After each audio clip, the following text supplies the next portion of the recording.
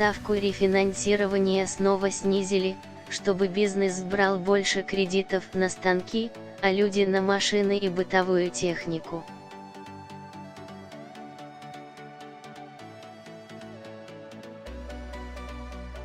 Ереван, 29 января, Спутник. Центробанк Армении снизил ставку рефинансирования для коммерческих банков.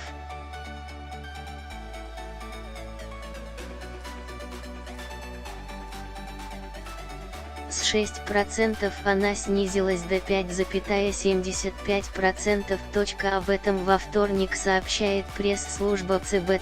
Ставку рефинансирования, ключевую для кредитной политики, Центробанк начал снижать еще в 2015 году, с 10,5% до 6%, чтобы банки, в свою очередь, снизили проценты по своим кредитам и тем самым поддержали бизнес и частное потребление.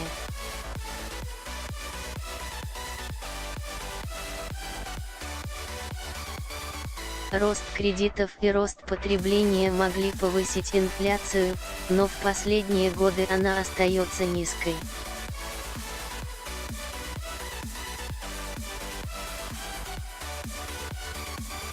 Это и позволяет Центробанку держать ставку на относительно низком уровне, что и создает ресурс для подобной мягкой денежно-кредитной политики.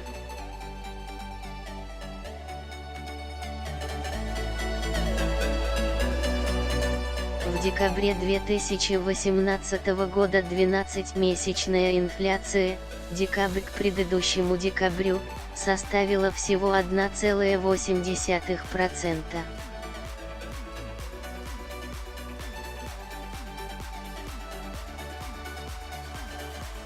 На мировых рынках цены на основные биржевые товары не показывают признаков роста. Поэтому, по ожиданиям ЦБ, цены на эти товары – пшеница, сливочное масло, сахар и ДР – в ближайшие месяцы не повысятся.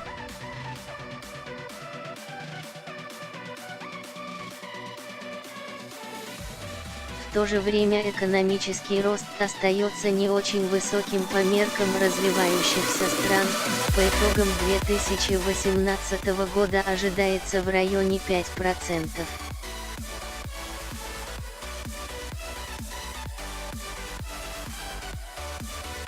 Налогово-бюджетная политика продолжает оставаться строгой, а расходы домашних хозяйств невысокими.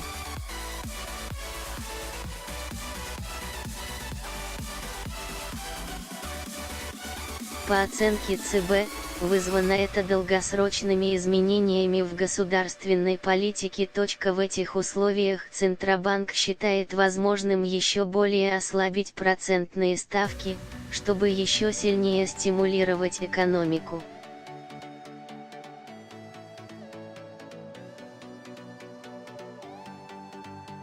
Инфляция и зарплаты в Армении, кто и сколько заслужил, больше, чем в то же время, необходимо будет поддерживать столь мягкие условия довольно долгое время, чтобы перепады в кредитных условиях не приводили к колебаниям цен.